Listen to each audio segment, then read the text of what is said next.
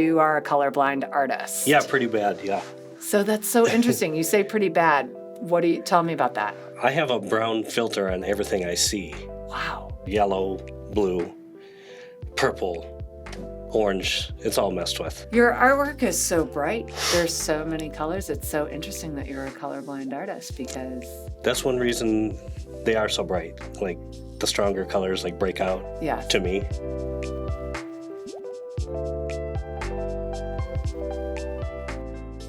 Welcome to the Rockford Public Library podcast. Today, we're joined by local artist Brett Whitacre, who's sharing the stories behind his newest exhibit titled Everything's Fine, cheerfully poking at the disconnect between bright pop imagery and underlying struggles. It's showing right now in our main library's first floor gallery, and in this conversation, Brett gives us a personal look at his career as a colorblind, self-taught artist, the paintings featured in Everything Fine, the inspiration behind them, and how he mixes bold, bright visuals with themes that make us stop and think. Hi, Brett. Hello. Thanks for being here with us today. Thanks for having me. I'm happy to have you. Thank you for being here at the Rockford Public Library podcast. We have Brett Whitacre with us today. He's a local artist, muralist, painter, and he's showing his exhibit in the first floor gallery. Everything's Fine, cheerfully poking at the disconnect between bright pop imagery and underlying struggles. Yep. That's fantastic. Let's talk a little bit about your history. You're a self-taught artist. Yep. Just was a doodler in high school. Was not a good art student. Actually got bad grades in art class. Did you? For not applying myself, because it was someone else's idea to give, you give someone an idea for art, but art should come from, something you want to do or something you care about. You think the ideas in art should be original to the artist? For me to care about it, yeah. Yeah. It has to be kind of my idea, and did not know that was happening early, but, or maybe I just wanted to socialize. But you learned that about yourself as time went on. You learned that if you had your own idea, you would pursue it pretty heartily. If a teacher assigned you an idea, you might not give it all your energy. Yeah, and now professionally, like given a commission versus just making art for myself in my studio, it's very different. Is it? And for a commission, I have to kind of nowadays make sure that I somewhat like their idea that they want me to do. Otherwise, it might be hard for you to get motivated? Yeah, or like do a really good job on it. I believe it. So I do say no to some things that I don't really want to spend my precious time doing. What's an example of a time you said no? I'm saying no to personal portraits, or like someone gets married and like, can you paint a picture of us, a snapshot from our wedding, and like the lighting's bad, there's weird shadows, and I've done it enough times to know that I could mess this up, and it wasn't really my fault, but like some bad shadowing, I'm like, well, that's what the picture looked like you gave me. Right. So yeah.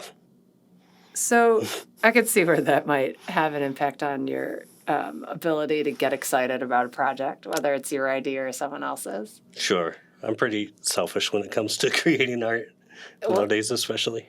Yeah. Why do you say time nowadays? Is precious. Right. Time is precious. You have kids, you have a family, and I do need money, yes, but if money's not an issue at the time, like, you better want to do that commission. That's right. Yeah. Tell me how you learned to paint self-taught. How did you teach yourself? It didn't come until, like, I didn't mess with paint. A little bit in high school we were forced to, but not until I was living in Chicago. I was a bike messenger, and I would start finding junk in the alleys and bringing it home. Like windows, luggage, analog television sets that everybody was chucking at the time because everything was going digital. Ah, gotcha. But I like those little relics, those small TVs. So, was never fond of painting with brushes. I don't know. I think it takes a long time to get really good at that. But choosing spray paint, I find out that it takes a long time to get good at that too. Yeah. Being able to control it and have it do what you want to, what you want to do, what you envision. Well, maybe this presents a good opportunity for us to talk about the style of art that you produce and what Sure. a lot of the pieces in the show at the library are on this cool spray paint on the reverse side of a glass. You have many pieces that are on recycled windows, found pieces. You also have some paintings on found pieces of plywood, right? Yeah. Found plywood, or if I have a specific size I want to do in mind, I'll just buy it now and build the canvas or the frame. Yeah. Excellent. And then it's what I've resorted to doing with glass too, because I used to be, the thing that I found in the alley and brought home, the shape and size of that, I'm kind of stuck to like painting within that, and I used to let that dictate like what's going to look good inside this. What can I compose with inside here? But now it's more like I have this idea and what would be the perfect size and shape for this. The perfect shape for the idea you have, rather than creating a work to fit inside the shape of your found item. Yep.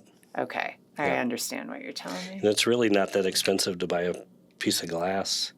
Hop over to Nicholson's and they'll cut it any size you want. And now they know I'm making art on it, so they're kind of excited to like play a part in that. That's cool. Yeah. Tell me about how you discovered this method of reverse glass painting and how it is that you achieve the look of your work. It's so saturated and the colors are so bright, and contrast, I think, is really showcased in a really obvious, beautiful way when you look at your work. Your lines are really sharp. Tell me about that. This is going to turn into something very complex. What was the first question? Because we're going into color blindness thing, and Colorblindness being that you are a colorblind artist. yeah, pretty bad. Yeah. So that's so interesting. You say pretty bad. Tell me about that? I have a brown filter on everything I see. Wow. My red and green keys in your eyes are overlapped all the way. Like some people are colorblind and it's like a little overlap. This is 100% overlap. So do I see a true red and green? Not really. Everything is messed with. And then every other color, yellow, blue, purple, orange, it's all messed with. It's all affected by this color blindness. It's muddied up, and it's always changing with the light that's coming in. Like daylight outside in the sun, that's the best chance I have of seeing a true color, like a true red. Right. But like if a cloud comes across and creates that shade, then it'll flip-flop to green. No. Sometimes, or your art the grass is fire orange or something. Oh. Your artwork is so bright. There's so many colors. It's so interesting that you're a colorblind artist, because that's one reason they are so bright. Like the stronger colors like break out to me. Yeah. And when I'm creating art in the studio, I'm using like extreme light. Right. Very bright. Okay. Yeah. So you can get a true sense of it. Yeah. And then did you just learn by doing the effect of the paint on glass? So bringing home the canvases from the alley, like I saw them as already framed canvases. Cool. I didn't have a lot of money when I lived in Chicago, just a musician, bike messenger. So I started painting on that. I didn't want to use brushes. Don't really like that. And if you've ever painted with a brush on glass, you just see the streaks of the bristles, unless you have the world's softest paintbrush, which are very expensive. So I just got a hold of some spray paint and going with the concept, like if you're going to put a racing stripe on your car, you put some tape along the sides and you control that color. So I started taping off images on glass or on the TV screens or on luggage, and just experimenting and having fun and painting silly things to make my brother laugh or something. Yeah. Really. Things that I thought were neat looking aesthetically and a little whimsical. I would paint on suitcases and then like take them with me on the weekend when I go out of town with the band and see if I get a reaction from my friends at least. Yeah. Just to be silly. So was there a defining moment when you knew you wanted to pursue art seriously? Oh, yeah. Actually, a good friend of mine who I was playing in a band with, I joined a band in Chicago with guys I did not know. And then a friend of theirs came along who was a great musician. I ended up starting another band with. And then come to find out he had a legit art degree from Boulder, Colorado. And I really respected and looked up to the way he could sketch and stuff just from out of nothing. And he stopped over to pick me up for practice one day, and I had been experimenting with my art stuff. I'd never shown him before, but he just saw some things in my house. He's like, "Did you make these?" I said, "Yeah." He's like, "Hey, those are really good. You should do more of that." And he's like looking at me like, "You should do more." And that's all I need, like validation like that. Nice. My mom always liked my stuff, of course, Perfect. but like someone who's got an art degree who I respected. Boulder, right? Yeah. Yeah, great inspiration. So that was a defining moment. You started to Yeah, I create think art? I started mass producing that summer Oh, good. on my porch in Chicago. And then who were your first customers? I amassed like almost 30 pieces one summer, just bike messengering for 4 or 5 hours, come home, listen to the Cubs on my porch, and grab a window and start doing something on it. And then I amassed like 28 or so pieces. And then I wanted to have an art show. Like, why not? Like, I got all these pieces. Right. So I knew how to book my band. So I booked my band in a music venue, asked the music venue, "Hey, can I do an art display on the night of our show?" Perfect. So I brought in lights and hung up art, and they didn't even know about like charging commission or anything. So it was like, do whatever you want. And I sold half the show. Wow. 14 pieces. Wow. Yeah. That's wonderful. And that was validating too, because I had friends that came there and they supported me. Some people bought pieces, Sure. but complete strangers were buying stuff. That's really validating. Yeah. Nice. Like, oh, this is something I could do potentially to make some extra money. Make a living. So, and I like doing this, so So you kept producing. yeah. Okay. And that was like 2005. That's cool. Yeah. So do you have anyone who you would consider an influence of yours artistically? Yeah, there's a local artist, Damian Davis, who was my first roommate when I moved out of the house. Yeah. Not for college or anything. We're just, living above the train tracks in Belvedere or something. Yeah. But he was the first friend I had that would just paint for fun, for leisure. Uh-huh. And he had these huge canvases, and he's doing like nudes and like beautiful like abstract things with paintbrushes and stuff. Is he still working? Yeah. Yeah.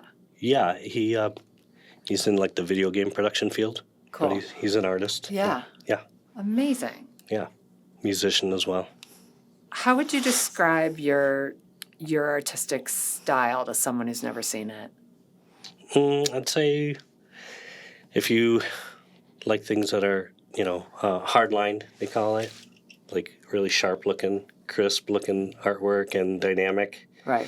Because I tend to make whatever it is, however silly or, inanimate it is, make it like an icon. Mm-hmm. Could be a ice scraper for a car, because I did that once. Did a portrait of it. Mm-hmm. So cool. I don't know, dynamic and accessible and whimsical. It may make you feel good, It's not too deep. I don't do a lot of deep things or a lot of loaded pieces. I do have one kind of political thing here, but, about the FDA. But right. Why don't we talk about that piece Okay. since we kicked into so it? I brought it up, yeah. Yeah, right. So Brett is talking about a massive painting that he has on a found piece of wood, right? What's the title of the piece?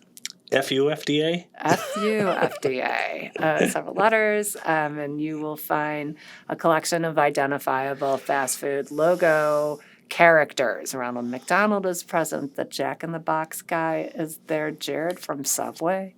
I can't. The Colonel. The Colonel, of course. Burger King Yes, guy. the Burger King guy. The Chihuahua, Taco Bell. The Taco Bell Chihuahua. And they are all kind of serving as pallbearers around a casket. The idea was like an oversized casket. An oversized casket, just in case you're not catching it. Yeah. In retrospect, it doesn't look too oversized, but I had to fit it within that window I found. Right. So tell us about the idea behind that painting. Well, I was married to an organic farmer at the time, and she had me on my knees hand weeding a row of beans, like 100-foot row of beans one day. Yeah. And I'm not steeped in the knowledge of like the GMOs and stuff, but she's filled me in on a lot of stuff over the years. Right. And brought things to light. And this company, chemical company, I guess, Monsanto, they were buying up seed companies and then infusing those with chemicals like Roundup. So, like, if an insect comes into contact with that plant, it dies. Right. Wow. But that's for food production. Yeah. For humans. Right. We don't need that. That's kind of scary, and there's been lots of lawsuits, but they're very powerful. Yes. And they're allowed to do what they do because of the FDA. Right. Yeah. Capitalism. And the fast food giants, why them? Like they benefit from that, from everything costing less, and allowed them to develop a dollar menu at the time, which is now like the $2.50 menu now. Right. Or $3.99 or yeah. Everything's gone back up. But just a lot of cutting corners and cheating, and it's not healthy for humans, and people are getting bigger and less healthy, and then the oversized coffin. Right. I put them in a setting of Beverly Hills Boulevard for whatever reason. Yeah. It's just like a lane of wealth. Yeah. Yeah. Just saying it right there. Well, that's perfect. Is that the piece that you consider the most political piece in the exhibit? Yeah, I don't do a lot of political stuff, I really steer away from that. I did a piece of Charlton Heston, the picture of him holding the gun. Yes. But he doesn't have a gun. He has a corn dog. Oh, that's perfect. And the mustard's dripping on his shoulder from my cold, dead hands. That's perfect. As political I've gotten. There you go. Yeah. Okay, that sounds great. How about your process? You spoke a little bit about your found objects and how you used to make the pieces kind of fit the shape, but now you do a more of finding the items to create the shape that you want to. Yeah, just buy it and build the frames myself. There you go. Do you have any rituals or habits that you do that help you get into creative flow? Just getting away from like the stresses of the day somehow. Yeah. Just escaping into that. Like during the day, it's usually me taking care of actual business. I do, in my mural business, I do all the invoices and everything. I'm a one-man shop. Okay. And so there's a lot of business to do. And then I'll do family time. My family goes to sleep early still, And just like me from years of being a rocker and playing rock shows at night, that's when I do my best work, like after 9 p.m. So I'll go back to my studio, and that'll be where I have a clearer head, the work's out of the way. Right. And all you really need is a few good hours of creativity to come up with, to reconnect with your ideas. Or can you pull it together like on demand like that, or do you have to work through blocks? Do you ever experience blocks? Blocks? Yeah, I don't. Creativity? I don't really feel like I have low points or like what do you call it, artist block. Mm-hmm. I'm always just trying to steal the time to to go and execute my silly ideas. Yeah. And I keep the notes in my phone.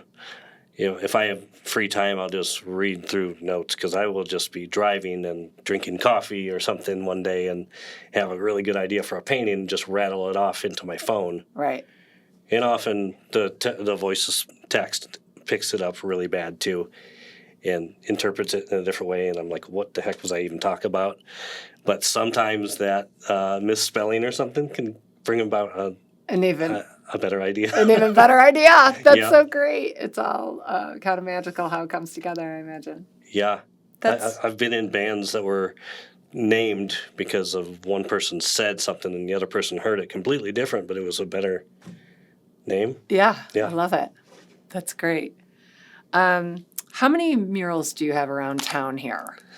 I counted a couple of years ago, or maybe a year and a half ago, and I do a lot of indoor stuff too, so you don't see it maybe for a Yes. private business or a home.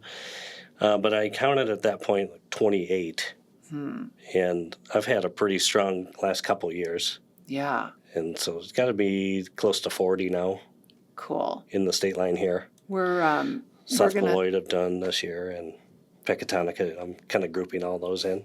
we're Yeah. going to feature some of them in the exhibit as well in the cases. Yeah. We wanted to just kind of showcase Yeah. because I think that a lot of people in Rockford know your work and don't realize they know your work. We were greeted when we opened the new main library by one of your murals on the north-facing side of the Jefferson Street Bridge. Am I correct? And South facing. it's south-facing. Yes, it's Yeah. the south-facing side of the Jefferson Street Bridge. Yeah. So it's a beautiful mural, but it speaks to your connection to the community, and I think a lot of people will come see your exhibit because they recognize some of your murals. What do you think is some other famous murals that around town that people might recognize? Well, there's one that I did on the side of Ernie's a couple years ago. Ernie's Midtown Pub. Yeah, in Midtown, yeah. And that one is different because I did not design that. Vic Rivera designed that for his love of Rockford. Right, right. And he's friends with Andrew over at Ernie's, and Andrew wanted me to do something, and we're trying to figure out exactly what that was going to be, and then that came along. It's like, oh, this could be on my wall. Right. And so just kind of a collaboration. Cool. Yeah. And yeah, Victor, he designs stuff all the time, just for the love of it. Yeah, he really does. He's a member of our foundation board and a huge collaborator with the library. We're big fans of Victor. I'm curious, do you collaborate with other local creatives? There's one other one that happened recently, the Disco Chicken mural, which I mentioned that, and everybody's seen that. Sure. Yeah. It's really hard to miss if you ever go to City Market or cross the river on State Street at all. Right.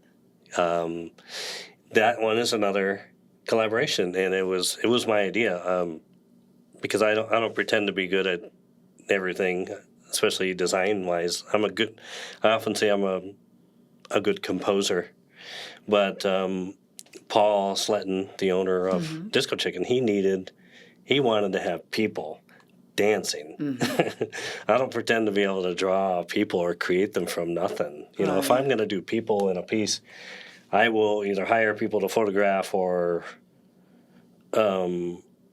just cut and paste from the internet and compose them on my laptop in the way that I want them to look. Yeah. And that's just not what I wanted to do with this. So when that was Paul's idea, I said, Joe Tallman, he's here. He's like a great illustrator. He does this really well. And so I suggested to Paul, like, why don't we get Joe to design it and then I'll just paint it? And he's like, I like that idea. Yeah, good. And Joe designed it 100%. He got paid separately. And then I painted it up.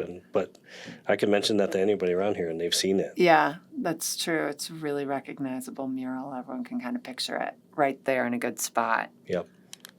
What role do you think local art plays in building community? I think it largely just shows care being given to it, It's just like taking pride in your home, your personal living space. We're taking pride in what our town looks like and feels like, and if we can bring some, safety or some feeling of safety or community cheer through these colorful murals, I think that's a great thing. I do too. I also Especially the big floral piece down here it's that cool. Wheezy did. Yeah. I mean, that's like cream of the crop On in the this chocolate town. brown background. And Yeah. I love that that one too. I wish that was me. I mean, that's an amazing mural. That's I a do great flowers too, but compliment. not that good. That's a great compliment. I also like the idea that these murals are the independent ideas of local guys. I think it not only shows that we're caring for the buildings and the communities and the sidewalks and the people on them, but it's also that we're, kind of investing in the ideas of our local creative artists. Yeah. Yeah, Rockford Ice Hogs have been doing that with the hat series. I think they've done 3 of those. Yeah. And then Arts Council with the electrical boxes. I think they did a second round of those and getting a little bit of everybody out there on those boxes. Yeah. Yeah, more recognition. I think that's a great idea, too. Yeah. Well, I think the title of your show, Everything's Fine. You want to talk about why you chose that? Yeah, I mean, maybe it's a fault of mine, but I try to just look over top of like the serious issues beneath everything, the country, the town, crime, whatever, just kind of portray or kind of like hang kind of aloof, in my artwork. I don't know, above it, not ignoring it, but like everything's fine, kind of with a smirk. I like how you said look over the chaos because it's not ignoring it. Not ignoring it. No. It's there, but like being above it, looking over it, and maintaining optimism, if you will, knowing that it's there. Yeah. Knowing that it might be, an optimism that doesn't easily fit, but it's over on top of it, on top of what's concerning. Yeah. Yep. And I could find narrative in a lot of things that I create first, and then I'm like, oh, I bet this was about a reaction to this that was happening, like the cowboy with the lasso and like the ice raids and roundups, Oh, yeah. So when you created that painting... I was thinking, it just popped in my head when I was creating it. Oh, that it might have that same response. Yeah, like maybe that's why I chose this image. Oh, yeah. Yeah. Interesting. Yeah. Do people often have different responses to your pieces than you intend? I think so. Yeah. When I host for Art Scene or any gallery show and I talk to people about it, I like when someone says something about a piece that maybe nobody else has even remarked about, and I just hear what it means to them. Yeah. Yeah, that's always, value added for me, Yeah. to get some feedback. I'd like more feedback, probably. I don't receive a lot of negative feedback. I'm sure it's there. You're not getting that direct. People aren't just giving that up. Thank them for that. But yeah, I like to, I should ask people what they think about it more. Some artists will ask right up front, like, what's this mean to you? Or, It's valuable for you to know that. Not terribly. But. Yeah, no, not terribly, but it's fun for you to know that sometimes. I like to hear the oohs and ahs and stuff. Sure. When I used to do art fairs, like Greenwich, Yeah. I've only done that once, but it used to be like my main thing after I quit the touring band as a drummer and went into selling art full time. Okay. I would book myself in several street fairs in Chicago and Milwaukee and do about 10 or 15 a year. So you're like an animal in your cage and people walking by in droves. Right. And you hear sounds. Like it can really bring you down if people just like side-eye your stuff and just keep on walking. Yeah. But I always tried to have something that was funny, back there, or a little edgy, and hear people's reaction. And that actually, get them laughing or something, brings them in. Yeah. And then they start looking at everything you have. That's great. And that, I've kind of missed that. Yeah. Yeah. Showcasing your humor and letting people react to it and seeing the way strangers enjoy it. Yeah, and I get a similar feeling, usually a negative feeling, when I'm out doing murals in public. Yes. And people come up. I don't like people seeing unfinished work. But murals are very unfinished for a long time. Sure. And I always tell people, like, it's going to look bad before it looks good, Right. And so people will someone that doesn't know me will just, start looking from afar and then turn and walk away. Show a little judgment. And I'm thinking they probably are thinking, what the heck are we doing here? Yeah. I get really self-conscious and really negative in my head, but then all I need is one person to say, something positive, and it turns me around usually. Yeah. Yeah. So you'll look for a positive. That's good information. I mean, it's hard, Brett. And you are a successful and recognizable artist in town. And how do you manage when you hear someone criticize your work? How do you pull out of that and regain your confidence in your footing to keep going and keep going forward? Yeah, and it's not usually them saying it. It's me thinking they're saying it. Yeah, they're thinking it. It's you just thinking about how they're thinking about your work. Yeah, I imagine just by the no expression and the walk away. You give it a whole story, a whole backstory. I don't think you're alone. I think that's very human. Yeah, and so I will do murals very fast and like overnight sometimes, and is that an impetus to get it looking good? I'm thinking so, maybe. Yeah, right, totally. Not just having a full schedule, but like let's get this done and looking good. Yeah. Right. Do you see other challenges about being a local artist and other challenges, about having this career that you've built, or do you see it as something that's constantly in flux? Yeah, it's constantly. It's like playing keepy uppy or hitting a beach ball up in the air, keeping it up. Yeah. Keep that work coming, and not everybody is that successful with that, and it can be very hard to be an artist. Locally here. Yeah. Yeah, I hear the struggles all the time. But I had a lot of successes before I even came back over here.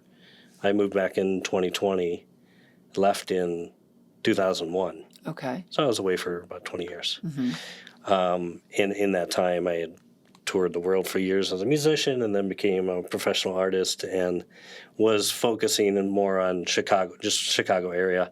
That is where more art sales and commerce are happening and people with more money for art. And yeah, I never thought, I could just make it as an artist just living in Rockford and selling locally. Wow. And I still don't You still have think to that sell. that's sustainable. You have to think outside of this area. So do you sell your art outside the area? Paintings, I'm not relying on the sales of fine art. Right. For a living. For murals, yes, I go outside of there. And the biggest way that I do that and that I've done since starting with murals is I advertise online. I utilize, which was a new app at the time called Thumbtack. And you're seeing a lot of commercials now. They're like really growing. And that was a free, it was kind of like Angie's List. If you do drywall, you're on there as a contractor. Thumbtack is more for creatives, I think. Okay. Yeah, maybe it's more of everything now, but I'm on there as a muralist, and you can put your center point of advertising anywhere. So I put it Chicago, right downtown, and you cast a 150-mile radius. Mm-hmm. And so that touches Michigan, Indiana, Wisconsin, and all the way past here. So if people Google muralist, that site comes way up top. Mm-hmm. I could have my own Google page or whatever, but this is kind of a pay for leads kind of thing, and it's really not expensive, and you don't pay unless you strike up a conversation with someone. You don't pay up front. That's nice. So that's easier for artists to get into. Right. Thumbtack, it's called. Yeah. And you can tell it how much you're paying a week for contacts, and it'll tell you about how many new contacts you'll be given. Yeah. You're not guaranteed to land those, but opportunities. Opportunities. And it makes you I had to learn how to sell. Become a salesman for myself, and you put your projects on there, and so people can see what you've done.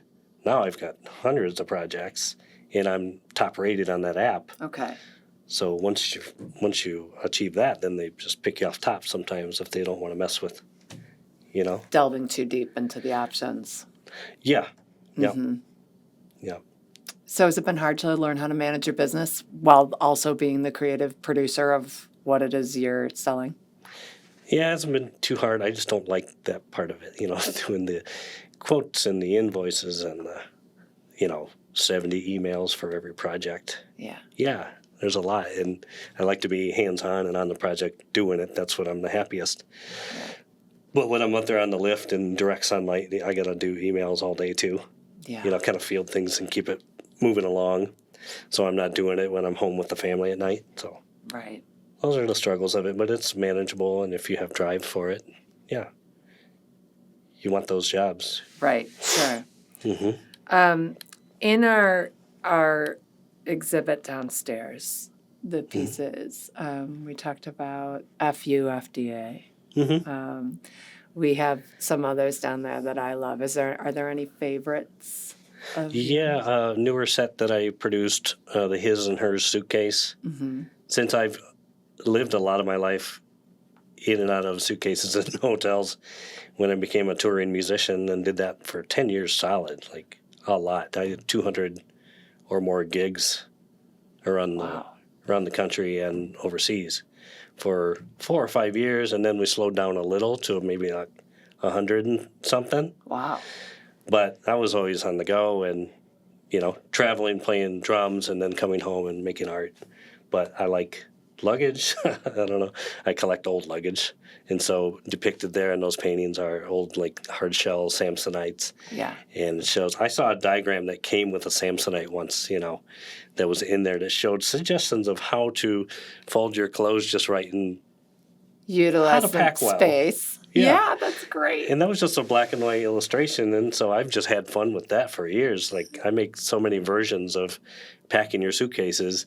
For commissions, I got commissioned by someone that wanted, she's a flight attendant, and she's also into this and that. She wanted specific things in there. Yeah. So that's what you made her. Yeah, and that was a fun commission for me. Yeah, very cool. Yeah. That's very cool. They're beautiful pieces. Thanks. I heard somebody tell me they wanted to buy a suitcase already. So, yeah, it's been up for 4 minutes and we're already looking to sell. I sold a piece yesterday. Unbelievable. That nobody saw it here, but it was someone who wanted to buy it a year and a half ago. And as I was driving away from here, I got an email saying, "Hey, is this piece available? I want it." They paid me. There it goes. There it goes, right off the walls downstairs in the gallery. Creating issues. You have from your work, I got to know you before I met you through your work, and you have a few series that you run. I'm calling them series. I don't know if you would, but you're a sneaker guy, you're a suitcase guy, you're a plants. Tell me about your different series that you work. Why do you return to these? Yeah, sometimes it's only as much as like 3 or 4 things that are related. Yeah. At a time. Other series like the suitcases, that's just something that's been with me since like 2008 or something. First did one then. And those would always sell at the street fairs. And so I could produce in a new set, new version. And I don't know how many versions are out there, honestly, but several. And, do you have pieces that you've done that haven't been for sale at all, that have just been for the act of creating? No. Pieces that stayed at my house that my wife wanted to stay there, and just sometimes like, I need more pieces for this fair, and then it goes with, and then it's gone. There you go. Yeah. What are you most excited about your show downstairs, having your show here at the library? Just, the most beautiful like structure in town, The library? Yeah. Ooh. It's like a modern masterpiece here in Rockford, right on the river, and I happen to have one of my favorite murals right outside, and it's just an honor, and what a grand hall. I feel like I'm in like a giant national museum or something. So yeah. Well, it's not in some like little joint, No, it's with bad lighting or something. It's in a beautiful exhibit hall. That's true. Our gallery we're very proud of it. So I'm happy that you're happy to hang here. Yeah. I'm thrilled with that. I'm really thrilled with how it looks, because I didn't know how my stuff would look before yesterday. Right. I was looking at the size of this place, like my pieces are going to look teeny weeny over here. Yeah. Yeah. It's a substantial room. Yeah, I think they look great. Yep. I do. We're also going to have an event that you're going to work on with me on October 15th, Wednesday, October 15th at noon, at lunchtime. We have these exhibit explorations, and you will be doing a gallery tour, and people can come and listen to you talk about your pieces and each one and ask you questions. So we're really excited that you're doing that. Yeah, I think I'll get some good feedback from that too, and I'm going to ask them questions Good. as well. Good. Sounds great. Sounds great. So we want to make sure that you come. Brett Whitacre's exhibit, Everything's Fine, is going to be up through October at the first floor gallery at Main, 215 North Wyman Street in downtown Rockford. Come over and see it. It is exquisite. The pieces are for sale. There are QR codes by each piece, and you can buy them through those QR codes. So I'm thrilled to have you. Thanks so much for coming in today and talking to us. We love having you on the podcast. Thanks for having me. I don't do a lot of these. This was fun. Good. I'm glad you had a great time. Yeah.